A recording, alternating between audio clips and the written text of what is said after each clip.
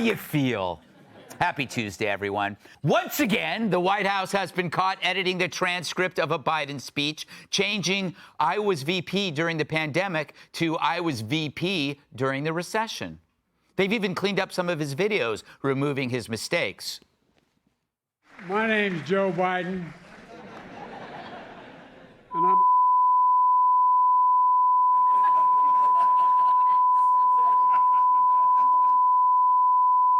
Thank you.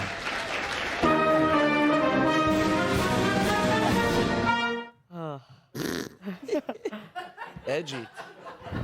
Michael Cohen admitted he stole tens of thousands of dollars from Trump's business. His defenders say, however, that he's like Robin Hood. He stole from the rich and gave to the whore.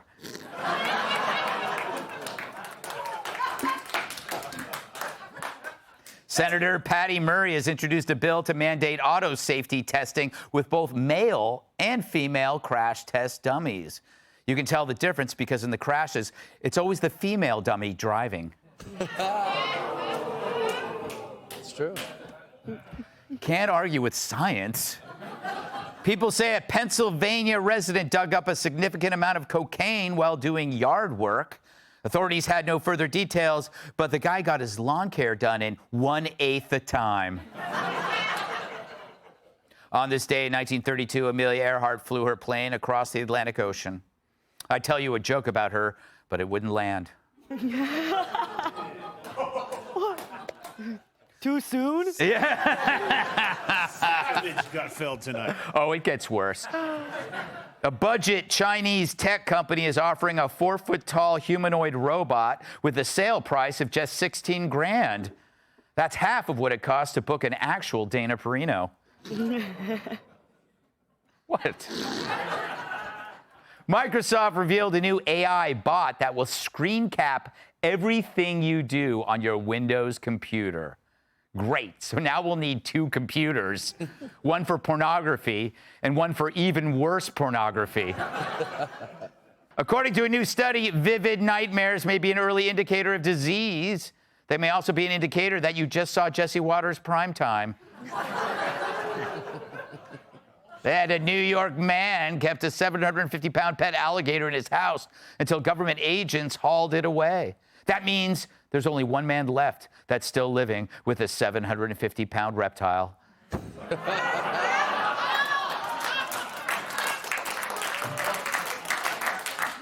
You people are awful. So how'd I do, announcer guy? Great jokes, Greg. Now hit me with a monologue. Ah, love him. So today the defense rested in the Trump hush money trial, meaning he won't take the stand, probably because he doesn't need to.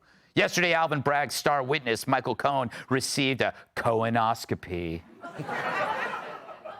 Trump's attorney stuck a scope of truth up Cohen's ass and exposed a giant polyp of lies. Cohen is Bragg's key witness, the man he depends on even more than the tailor who has to let out his sweatpants. He's the only one who can tie Trump to any crime, even though nobody there seems sure what that crime is. So Cohen fell apart like Britney Spears in an Iranian helicopter.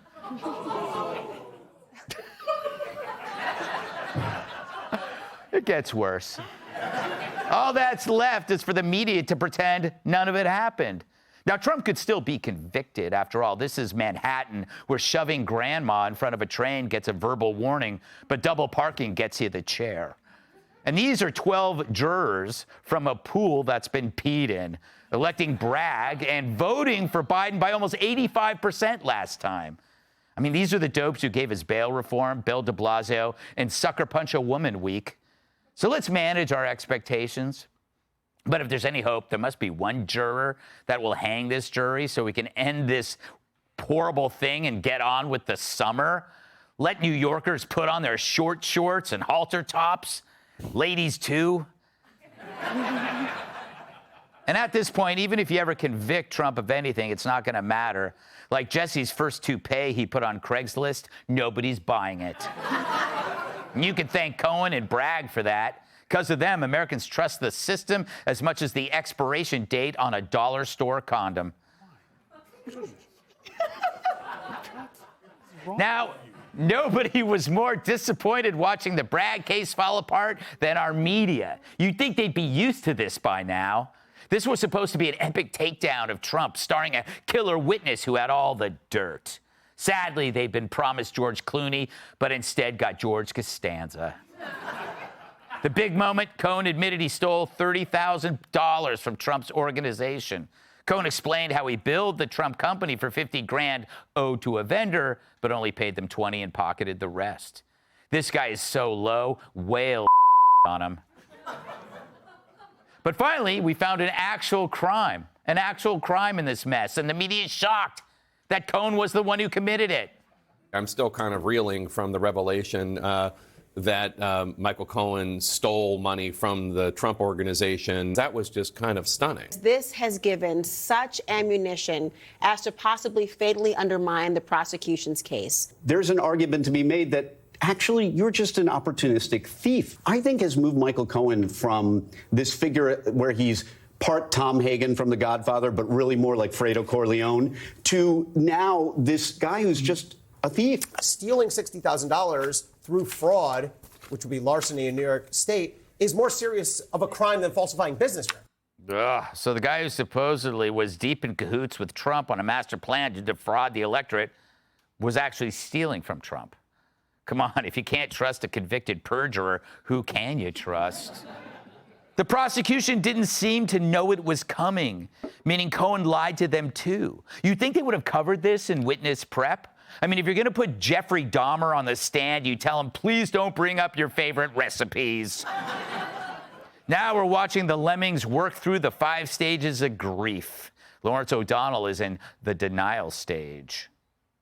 He asked about the $50,000 that's irrelevant to the $130,000, and that's where he very effectively got Michael Cohen to agree that, yes, he stole $30,000. Later, when Cohen was asked about that on redirect by the prosecution, it didn't really sound like stealing $30,000. It sounded a lot like Michael Cohen doing the little that he could within that calculation to rebalance the bonus he thought he deserved, and it still came out as less than the bonus he thought he deserved and the bonus he'd gotten the year before. You know, I've been in the media forever, but I can honestly say that's the stupidest thing ever broadcast, and I watch The View. See, Cohen didn't steal the money. He just rebalanced it. Rebalanced it. That's like something you do on an airplane with Lizzo. Rebalancing, isn't that how they defend looting and reparations? Rebalancing is a new word for theft. After the show, I think I'll rebalance some of Judge Janine's Activia. That's yogurt. Now, the bad news is that the left's lawfare isn't restricted to Trump. According to a website called the 65 Project, some 400 Republican lawyers and politicians have been targeted with criminal and civil litigation, as well as disbarment proceedings. This as we head into the 2024 election. There's a whole new round going on in Arizona as another election interference case is underway to attack and bankrupt Republicans. Of course, Arizona's a swing state and Trump is up in the polls. Must be a coincidence, right? In fact, Trump is pretty much up in all the swing states. So at what point is the left going to realize lawfare is working about as well as their Afghan pullout or Hunter's pullout with that stripper? They might want to remember that if Trump does win, it'll be the orange meanie who controls DOJ. And like the old saying, payback's a Clinton.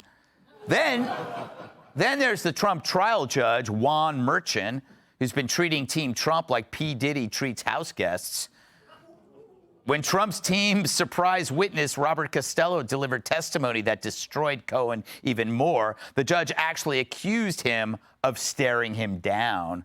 Something I've been accused of many times here in the men's room. I told Lou Dobbs I thought I saw a nickel in his urinal. Anyway, the judge then berated Trump's lawyers and threatened to have Costello's testimony stricken from the record. This is the judge that allowed testimony about Trump's choice in underwear and let Stormy spread lies like they were her ankles. Enough already. Merchant, do your job and strike this entire affair. and let America go back to being the country where Banana Republic only refers to the place where I shop in the boys' department. Let's welcome tonight's guest. He looks like the tennis pro hiding in your wife's closet, comedian Jeff Dye. She protects women from dudes that are women. Author of Swimming Against the Current, Riley Gaines. She turns more heads than a chiropractor for owls. New York Times best-selling author and Fox News contributor, Kat Tiff. For him, house sitting is using a house as a chair. Why do I come? New York Times best-selling author, comedian, and former NBA World Champion.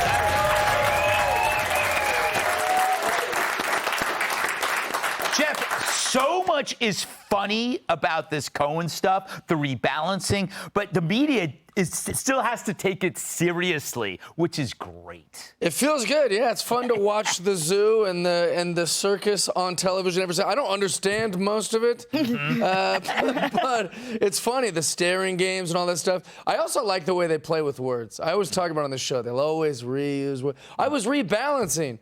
I stole like $100 from Starbucks when I worked there back in the day, and they treated it like a really, really big deal. So for them to be like, what's the big deal? He just stole a little money. That's what I said to Starbucks, and it didn't work. Did you really steal at Starbucks when you worked there? Yeah, what I would do is they'd buy a latte for like $4 or something, and then they'd just leave a $5 and walk away. And I was like, I bet I could figure this math out. I'll just delete the whole thing, keep the $5. Did you regret that? I did, yeah. But I was a punk teenage kid, not some creep in office. Yeah, you're absolutely right. You've really grown since then. Yeah, I'm a man. Yeah, you're a stand-up comedian, up. barely making it. Hey. I make hundreds of dollars, man. Riley, do you notice how the media is doing? Like, the media is actually excusing their abysmal behavior because apparently Trump is worse. Yeah, I mean, this whole Biden thing that's going on here. Everyone is on their side. The judge, the media, their star witness, even, who makes Pinocchio look like Jerry Falwell. It's insane, is what it is. And I hope the New York City voters see this for what it is, which is political persecution. They're not, I mean, their taxpayer dollars are being used to put away, or to try to put away, Donald Trump, but real criminals are on the street. Walking around New York today, I was telling Kat this before. I saw a woman laying on the ground, fully exposed. Right. An officer standing right there. I look at the officer. Are you going to help her? No, she's a regular. Wow. Nothing. Yep. It's funny because, you know, normally Whoopi Goldberg tans in the park. Tans? I don't even know why I said tans. You're just an evil little man. I'm today, an evil aren't little you? man right now. I like it. I'm an evil little man. Kat, there's so many fun. You don't have to comment on this, but it just occurred to me that they're sending the jury home for like 7 days, or like, and they don't talk about the case. So they're leaving this cesspool of New York to go into a courtroom. Then they're coming out back into the same place that creates their own bias. It's crazy. How do we rebalance that? Yeah, I really can't get over the rebalancing, or the fact that Michael Cohen said it wasn't silly, it was kind of like self-help. Yes.